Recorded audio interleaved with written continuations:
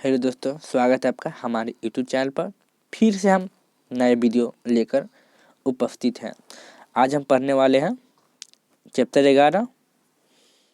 क्या नाम है? तो हंसता हुआ अकेलापन। इनका लेखक कौन है? तो मलयज। ठीक। इसका पहला प्रश्न क्या है? ऑब्जेक्टिव का मलयज की रचना नहीं है। कौन नहीं है? तो न आने वाला कल, सदियों का संताप व कलम खुद, इनमें से कोई नहीं। तो इसका सही आंसर क्या है? डी, इनमें से कोई नहीं। इसका दूसरा प्रश्न क्या है?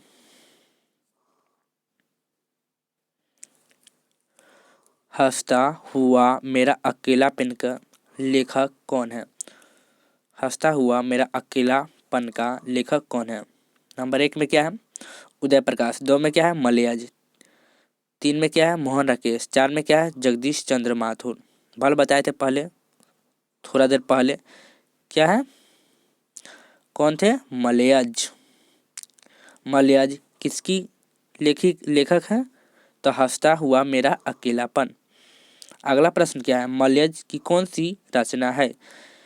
तिरिच, जूथन, सिपाही की माँ, हंसता हुआ अकेलापन। सही आंसर हंसता हुआ मेरा अकेलापन। अगला प्रश्न क्या है? मलयाज का जन्म कहाँ हुआ था? 1 में क्या है? छत्तीसगढ़। 2 में अलीगढ़। 3 में आजमगढ़। 4 में रामगढ़। तो इसका सही आंसर क्या है? बताओ जल्दी। आजमगढ़। कहाँ पे मलयाज का जन्म हुआ था? तो आजमगढ़ पर। अगला प्रश्न, मलयाज ने किस मंत्रालय में नौकरी की? 1 में कृषि मंत्रालय। 2 में रेलवे मंत्रालय। वित्त मंत्रालय। शिक्षा मंत्रालय। तो 5 का सही आंसर जल्दी जल्दी बताओ। कृषि मंत्रालय। 5 का सही आंसर कृषि मंत्रालय ए। मलयाज के पिता का क्या नाम था? 1 में है रामनाथ वर्मा, त्रिलोकीनाथ वर्मा, दीनानाथ वर्मा, इनमें से कोई नहीं। तो 6 का सही आंसर क्या है? त्रिलोकीनाथ वर्मा। त्रिलोकीनाथ वर्मा किसके पिताजी से? तो मलयाज के। मलयाज के पिताजी कौन थे? त्रिलोकीनाथ वर्मा। अगला प्रश्न क्या है? मलयाज के अनुसार किस कर्म के बिना मानवीयता अधूरी है? 1 में है रचनात्मक कर्म, आत्मप्रम कर्म, श्रेय कर्म, इनमें से कोई नहीं। तो 7 का सही आंसर कौन है? रचनात्मक क्रम। रचनात्मक क्रम के बिना क्या है? मानवीयता अधूरी है। अगला प्रश्न क्या है? मलयाज छात्र जीवन में किस रोग से ग्रसित से? इसका अर्थ क्या होता है? तो मलयाज जो अपने छात्र जीवन में माने क्या, तो पढ़ाई कर रहे थे उस समय किस रोग से ग्रसित थे? माने किस रोग हुआ था उनको? कौन रोग हुआ था? 1 में क्या है? मधुमेह। दूसरा में कैंसर। तीसरा में क्षय रोग। 4 में हैजा। तो आज का सही आंसर क्या है? क्षय रोग से क्या थे? ग्रसित थे। कौन? मलयाज। ठीक। सेब बेचने वाली लड़की की आयु कितनी थी? जो सेब कहानी में बेच रहा है लड़की, उसकी आयु कितनी है? 7-8 साल, 10-12 साल, 15-16 साल, 21-22 साल। इसका सही आंसर क्या है? 9 का नंबर ए, 7-8 साल। बच्ची की उम्र क्या हो रही है? तो 7-8 साल की लड़की कितनी सेब बेच रही थी। वाह। सूचना केंद्र में लेखक को आकर्षित करने वाले अधेड़ व्यक्ति कौन था? वल्लभ। 1 में क्या है? वल्लभ भद्र। 2 में क्या है? तो वल्लभ ठाकुर, वल्लभ शर्मा, वल्लभ वर्मा। सब में बलभद्र। सॉरी, इससे पहले गलती पर आ गया था हमसे। क्या लिखा है? तो बलभद्र ठाकुर, बलभद्र शर्मा, बलभद्र वर्मा। तो इसका सही आंसर कौन है? बलभद्र ठाकुर। निम्नलिखित में से कौन सी मल्यज की आलोचना है? भाषा विज्ञान, रस विज्ञान, कविता का साक्षात्कार, इनमें से कोई नहीं। तो 11 का सही आंसर कौन जाता है? 11 का सही आंसर कविता के साक्षात्कार। पेड़ किस लिए काटे जा रहे हैं? नंबर 1 क्या है? तो बेचने के लिए, ईंधन के लिए, घर बनाने के लिए, इनमें से कोई नहीं। तो 12 का सही आंसर क्या है? ईंधन के लिए। पेड़ काटे किस लिए जा रहे थे? तो ईंधन के लिए। कौन सी रचना मल्यज की है? रसातल यात्रा, हुंकार, जख्म पर फूल, सदियों का संताप। 13 का सही आंसर कौन है? जख्म पर फूल। मल्यज ने जख्म पर फूल नामक कविता कब लिखी थी? ऊपर पहले था कौन थी मल्यज की है, तो जख्म पर फूल, और कब लिखी थी? एक में क्या है? 1970 ईस्वी में, 1971 ईस्वी में, 1972 ईस्वी में, 1973 ईस्वी में। लगता है सीरियली है भाई। 14 का सही आंसर क्या है? 1971 ईस्वी में। अगला प्रश्न, मल्यज की माँ का क्या नाम था? प्रभावती, कालावती, हीरावती, इनमें से कोई नहीं। तो 15 का सही आंसर कौन है? प्रभावती। 15 का सही आंसर प्रभावती। मल्यज ने MM किस विद्यालय से किया था? बनारस हिंदू विश्वविद्यालय, जोधपुर विश्वविद्यालय, इलाहाबाद विश्वविद्यालय, पटना विश्वविद्यालय। तो इसका सही आंसर 16 का जल्दी इलाहाबाद विश्वविद्यालय। मल्यज ने MM किस विद्यालय से किया था? तो इलाहाबाद विश्वविद्यालय से। अगला प्रश्न, सुरक्षा कहाँ हो सकती है? एक में घर के भीतर, अंधेरे में, पलायन में, चुनौतियों को झेलने में। 17 का सही आंसर बताया जाए भाई। डी, चुनौतियों को झेलने में। अगला प्रश्न क्या है? तो प्रश्न क्या है? रचने और भोगने का रिश्ता कैसा होता है? द्वैतात्मक, संयोगात्मक, नकारात्मक, निषेधात्मक। तो 18 का सही आंसर क्या है? द्वैतात्मक।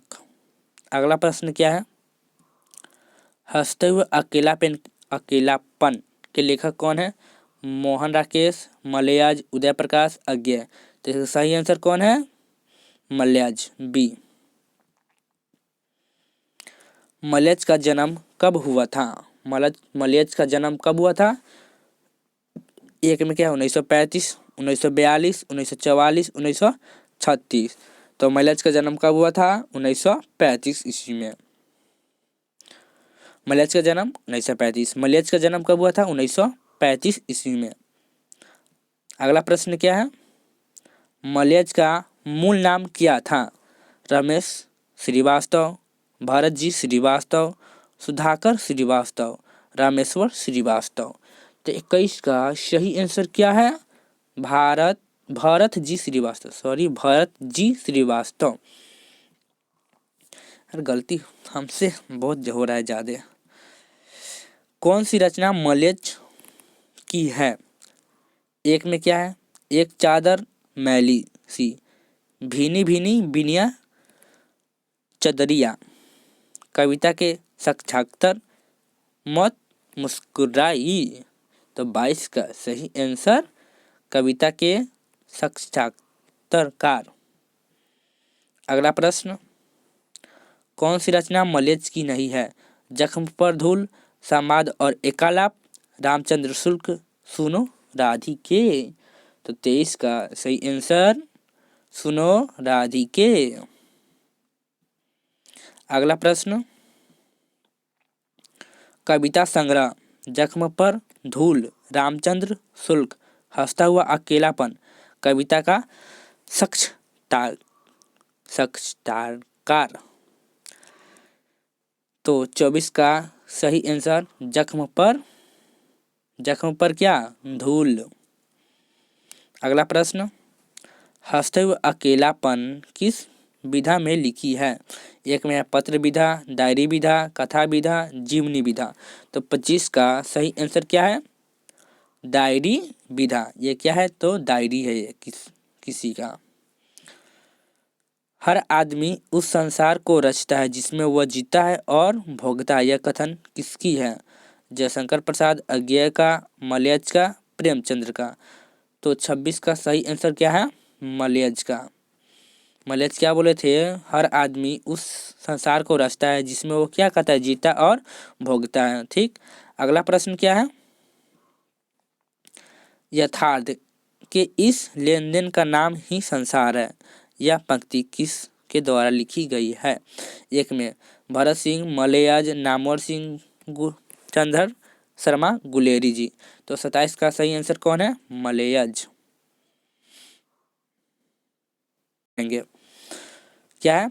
डायरी क्या है? एक नंबर पहला प्रश्न क्या है? डायरी क्या है? डायरी क्यों लिखनी चाहिए? डायरी एक साहित्य विद्या है जिसमें प्रतिदिन की घटनाओं का संकलन होता है। डायरी से हमें लेखक की जीवन की विभिन्न परिस्थितियों जैसे कठिनाई आदि का पता चलता है। अर्थात डायरी एक तरह से जीवन का क्या है तो दर्पण है। डायरी लेखक जीवन की वास्तविकता ज्ञात करने और लेखक के अभ्यास का एक उत्तम माध्यम है। डायरी लेखन कुछ लेखकों के लिए जीवन जीने जैसा है। समझ आ गया? डायरी क्यों लिखना चाहिए?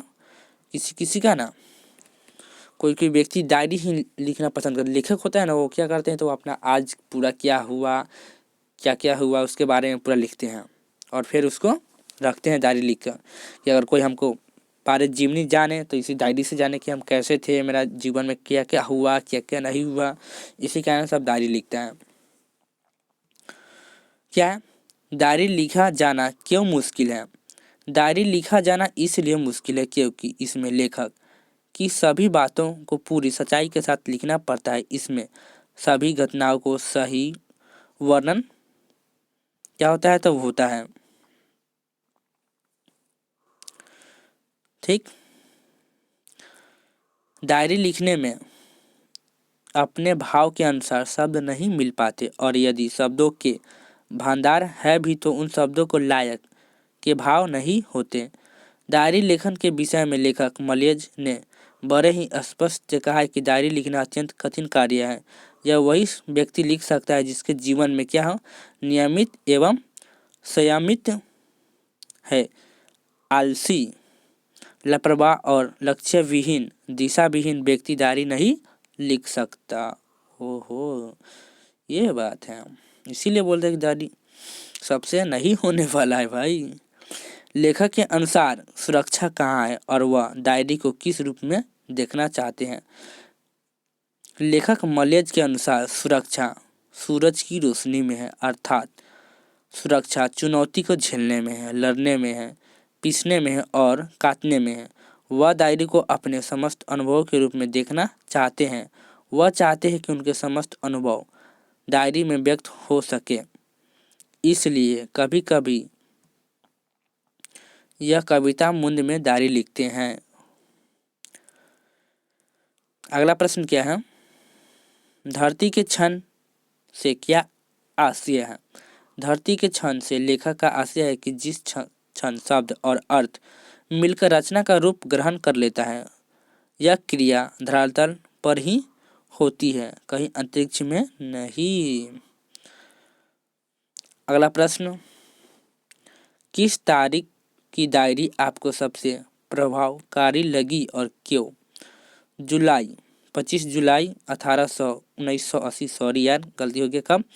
25 जुलाई 1980 की डायरी हमें सबसे प्रभावकारी लगी क्योंकि इस अंश में लेखक अपनी कुछ कमियों को स्वीकार किया है। कई सालों से दर लेखक के जीवन का केंद्रीय अनुभव बन गया, अर्थात वे भीतर से बहुत डरे हुए व्यक्ति हैं। वे इसे एक कमी के रूप में स्वीकार करते हैं और कहते हैं कि मन इतना कमजोर हो गया है कि डर उसमें आसानी से घुस जाता है।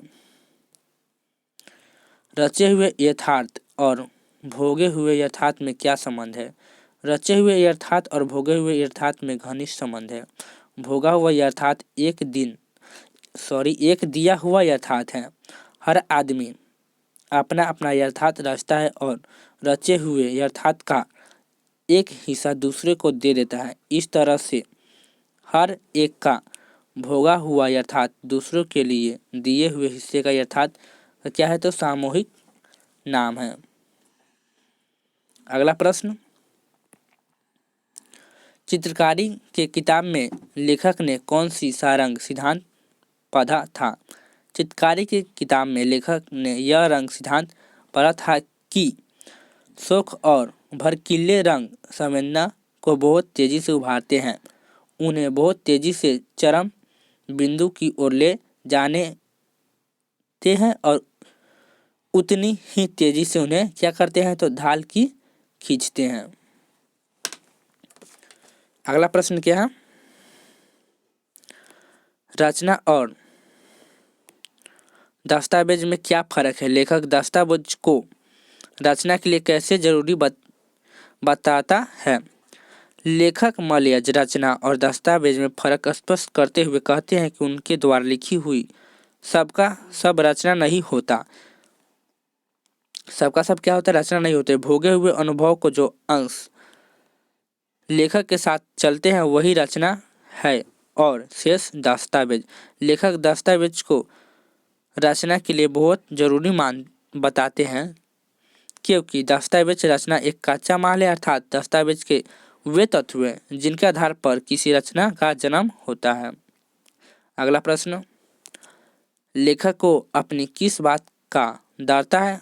इस डर का क्या खासियत है, अपने शब्दों में लिखिए।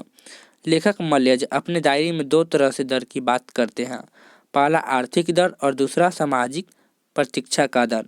लेखक डर को अपने जीवन में केंद्रीय अनुभव बताते हैं। वे बताते हैं कि भीतर से बहुत डरे हुए व्यक्ति हैं।